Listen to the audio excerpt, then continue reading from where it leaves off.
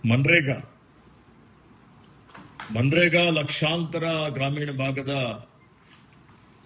ನಿರುದ್ಯೋಗಿ ಜನರಿಗೆ ಉದ್ಯೋಗ ಕಲ್ಪಿಸಿಕೊಟ್ಟು ಕರ್ನಾಟಕ ರಾಜ್ಯ 20 ವರ್ಷಗಳ ಅವಧಿಯಲ್ಲಿ ಸುಮಾರು 61,000 ಕೋಟಿ ರೂಪಾಯಿ ಖರ್ಚು ಮಾಡಿ ಗ್ರಾಮೀಣ ಭಾಗದ ಸರ್ವಾಂಗೀಣ ಅಭಿವೃದ್ಧಿಗಾಗಿ ಸುಮಾರು ಲಕ್ಷಾಂತರ ಆಸ್ತಿಗಳನ್ನು ಸೃಷ್ಟಿ ಮಾಡಿ 61,000 ಕೋಟಿ. ಈ 61,000 ಕೋಟಿಯಲ್ಲಿ 56,000 ಕೋಟಿ ರೂಪಾಯಿ ಕೇಂದ್ರ ಸರ್ಕಾರ ಕೊಟ್ಟಿದೆ. 4,800 ಕೋಟಿ ರೂಪಾಯಿ ರಾಜ್ಯ ಸರ್ಕಾರ ಕೊಟ್ಟಿದೆ. ಅಂದ್ರೆ 90% ಕೇಂದ್ರ, 10% ರಾಜ್ಯ ಸರ್ಕಾರದ ಅನುಪಾತ ಇತ್ತು ಮನ್ರೇಗಾದಲ್ಲಿ. ಈಗ ವಿಬಿಜಿ ರಾಮ್ಜಿ ಬಂದ ಮೇಲೆ ಕೇಂದ್ರದ ಬಿಜೆಪಿ ಸರ್ಕಾರ 2025ರಲ್ಲಿ ಒಂದು ಈ ಕಾಯ್ದೆಯನ್ನು ರದ್ದು ಮಾಡಿ ಹೊಸದಾಗಿ ವಿಬಿಜಿ ರಾಮ್ಜಿ ಕಾಯ್ದೆ ಜಾರಿಗೆ ತಂದಿದ್ದಾರೆ. 1ನೇ ಜುಲೈಯಿಂದ ಈ ಒಂದು ಕಾಯ್ದೆ ಜಾರಿಗೆ ಬಂದಿದೆ.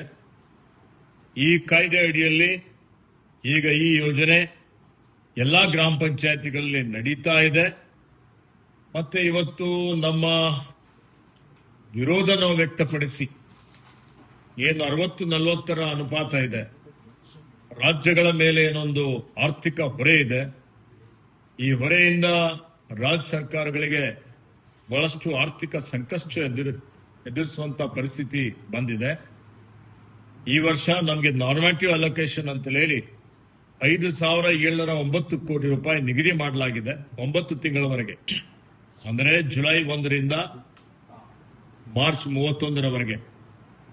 ಅದರಲ್ಲಿ 3,800 ಕೋಟಿ ರೂಪಾಯಿ ರಾಜ್ಯ ಸರ್ಕಾರ ಭರಿಸಬೇಕಾಗ್ತದೆ, 40%.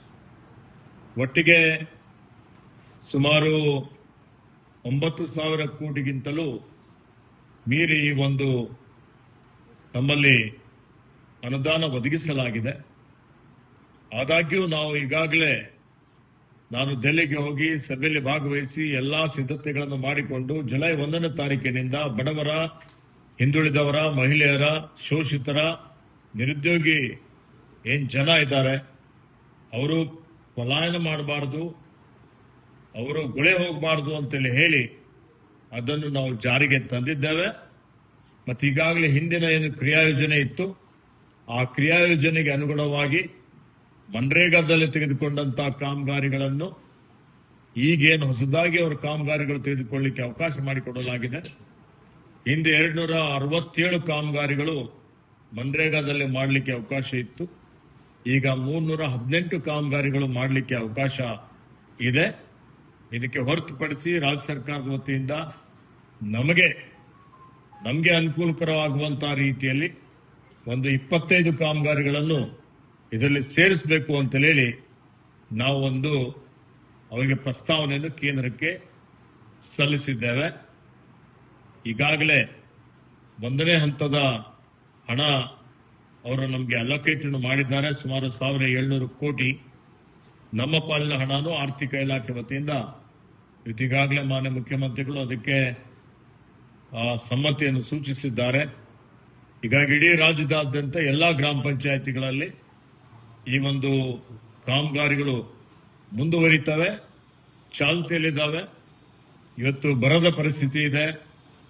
ಇವತ್ತು ನಾವೆಲ್ಲ ನೋಡ್ತಾ ಇದ್ದೇವೆ, ಜನ ಬಹಳಷ್ಟು ರೈತರು ಕಷ್ಟದಲ್ಲಿದ್ದಾರೆ.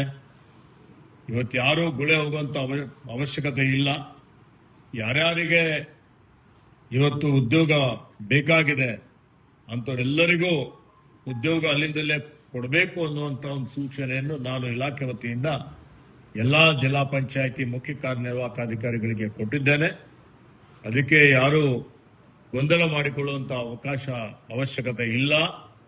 ತಾವೆಲ್ಲರೂ ಇದರ ಸದುಪಯೋಗ ಪಡೆದುಕೊಳ್ಳಬೇಕು ಮತ್ತು ಈ ಕಾಮಗಾರಿಗಳನ್ನು ಮುಂದುವರಿಸಬೇಕು ಅನ್ನುವಂತ ಒಂದು ಮಾತನ್ನು ಹೇಳಲಿಕ್ಕೆ ಬಯಸ್ತಾ ಇದ್ದೇನೆ.